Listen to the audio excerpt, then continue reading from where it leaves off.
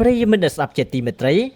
តើអ៊ីរ៉ង់មានសព្វវុធដើម្បីតទល់ទៅនឹងអាមេរិកនិងអ៊ីស្រាអែលបានដល់ពេលណា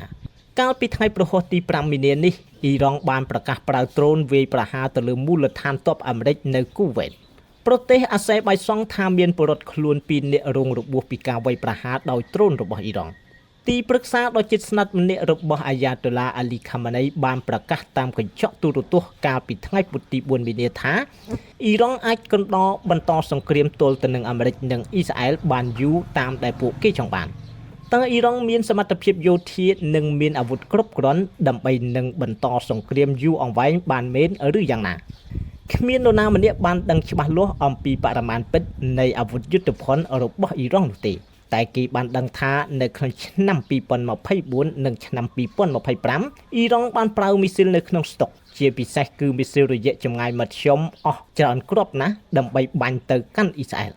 ហេតុដូច្នេះហើយបានជានៅក្នុងពេលនេះអ៊ីរ៉ង់ហាក់បាញ់មីស៊ីលរង្វិលខ្លាំងនេះបើតាមការបញ្យល់របស់អ្នកស្រាវជ្រាវជំនាញផ្នែកយុទ្ធសាស្ត្រមីស៊ីលដោយបន្ថែមថាអ៊ីរ៉ង់នៅតែមានមីស៊ីលរយៈចម្ងាយខ្លីដែលអាចបាញ់សម្ដៅទីតាំងអាមេរិកនៅតំបន់ឈូងសមុទ្របានប្រមាណដល់ទៅ2500មីស៊ីលតែអាវុធប៉ាឡេស្ទិកដែលអ៊ីរ៉ង់ប្រើជាយុទ្ធសាស្ត្របន្លាចបានរងការបំផ្លាញយ៉ាងធ្ងន់ធ្ងរម្ដងកាលពីខែមិថុនាឆ្នាំ2025ពីសំណាក់អ៊ីស្រាអែលនិងម្ដងទៀតនៅក្នុងប្រតិបត្តិការយោធារបស់អាមេរិកនិងអ៊ីស្រាអែលរយៈពេល6ថ្ងៃកន្លងមកនេះបើតាមអ្នកវិភាគដដែលការផលិតមីស៊ីលរបស់អ៊ីរ៉ង់មួយភាគធំត្រូវបានកំទេចតាំងពីថ្ងៃដំបូងនៃការវាយប្រហាររបស់អាមេរិកនិងអ៊ីស្រាអែលមកម្លេះគេអាចនិយាយបានថាយោធាអ៊ីរ៉ង់ចុះខ្សោយខ្លាំងខាងផ្នែកវាយប្រហារមីស៊ីលតែអ៊ីរ៉ង់នៅតែមានអាវុធយុទ្ធភណ្ឌមួយទៀតគឺដ្រូនជាក់ស្ដែងកាលពីថ្ងៃប្រហោះទី5មីនានេះអ៊ីរ៉ង់បានប្រកាសបើកប្រតិបត្តិការដ្រូនប្រឆាំងទៅនឹងមូលដ្ឋានទ័ពអាមេរិកនៅក្នុងប្រទេសគូវេតដ្រូនបានក្លាយទៅជាឧបករណ៍សង្គ្រាមយ៉ាងចម្បងរបស់អ៊ីរ៉ង់ដ្រូនសាហិត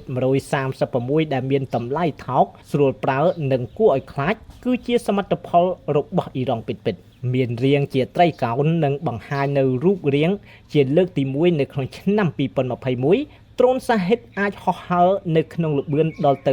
185គីឡូម៉ែត្រនៅក្នុង1ម៉ោង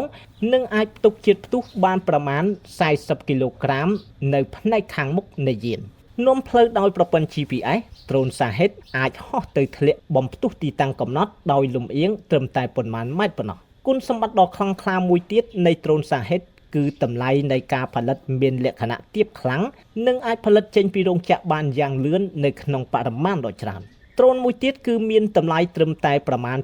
$20000ហេតុដូច្នេះហើយបានជាអ៊ីរ៉ង់អាចប្រើអាវុធដ្រូននេះបានយ៉ាងប្រសើរផ្ទុយទៅវិញដើម្បីចាប់ស្ទាក់ដ្រូនសាហិតគេត្រូវចំណាយពេលច្រើនឧទាហរណ៍មីស៊ីលប្រភេទ Patriot របស់សហរដ្ឋអាមេរិកដែលមានសមត្ថភាពស្ទាក់ចាប់មីស៊ីលផងនោះមានតម្លៃប្រមាណ4ទៅ5លានឯណោះនៅក្នុងមួយគ្រាប់ដើម្បីចាប់ទាំងស៊ីបមួយបានគេត្រូវបាញ់មីស៊ីលច្រើនគ្រាប់ជាក់ស្ដែងនៅក្នុងពេលចាប់មីស៊ីលអ៊ីរ៉ង់មួយគ្រាប់សហរដ្ឋអាមេរិកនិងអ៊ីស្រាអែលត្រូវចំណាយអស់ប្រមាណ12ទៅ15លានដុល្លារបើគិតពីការចំណាយវិញគឺជាការខាតបង់ធំធេងខ្លាំងណាស់ម្យ៉ាងទៀតការផលិតមីស៊ីល Patriot ត្រូវការចំណាយពេលយូរខ្លាំងជាងការផលិតដ្រូនសាហិតរបស់អ៊ីរ៉ង់ក្នុងមួយឆ្នាំអាមេរិកផលិតមីស៊ីល Patriot បានប្រមាណ600គ្រាប់ប៉ុណ្ណោះដ្រូនសាហិតដែលបានក្លាយទៅជាស៊ីបដែលត្រូវស្ទាក់កម្ចាត់អាចធ្វើសកម្មភាពនៅក្នុងរង្វង់អង្កត់ផ្ចិត2000គីឡូម៉ែត្រនោះគឺមានន័យថាដ្រូនសាហិតអាចហោះទៅដល់គ្រប់ប្រទេស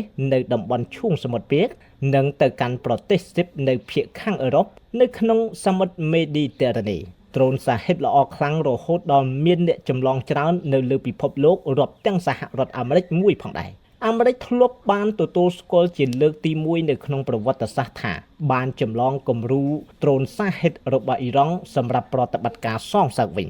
នេះបើតាមទីបញ្ជាការរដ្ឋាភិបាលសហរដ្ឋអាមេរិកប្រចាំតំបន់ដើមបូព៌ាដ្រូននេះមានប្រើនៅក្នុងសង្គ្រាមនៅអ៊ុយក្រែនដោយយោធារុស្ស៊ីតាំងពី4ឆ្នាំមកហើយ